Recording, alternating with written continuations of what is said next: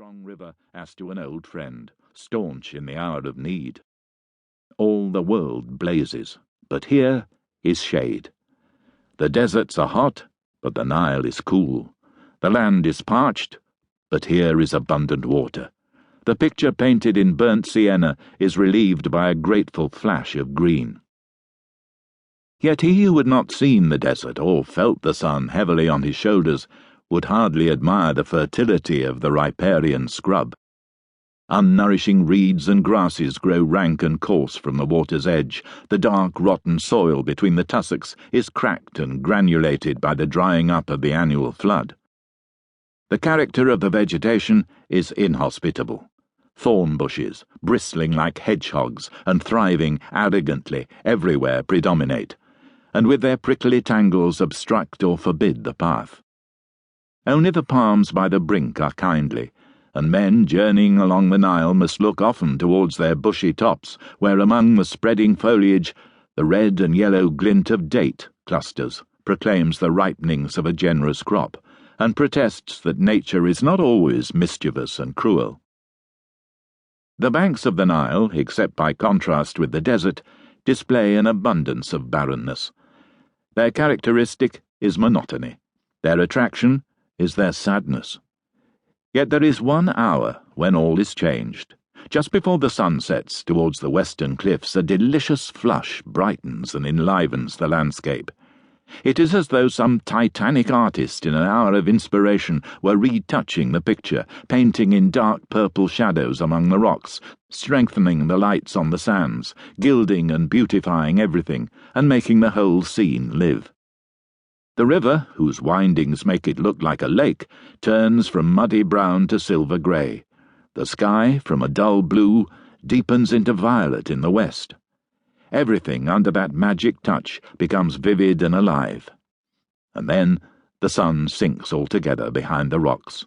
The colours fade out of the sky, the flush off the sands, and gradually everything darkens and grows grey, like a man's cheek when he is bleeding to death. We are left sad and sorrowful in the dark, until the stars light up and remind us that there is always something beyond. In a land whose beauty is the beauty of a moment, whose face is desolate and whose character is strangely stern, the curse of war was hardly needed to produce a melancholy effect. Why should there be caustic plants where everything is hot and burning? In deserts where thirst is enthroned and where the rocks and sand appeal to a pitiless sky for moisture, it was a savage trick to add the mockery of mirage. The area multiplies the desolation. There is life only by the Nile. If a man were to leave the river, he might journey westward and find no human habitation nor the smoke of a cooking fire, except the lonely tent of a kababish Arab or the encampment of a trader's caravan till he reached the coastline of America. Or he might go east and find nothing but sand and sea and sun until Bombay rose above the horizon. The thread of fresh water is itself solitary in regions where all living things lack company. In the account of the river war, the Nile is naturally supreme.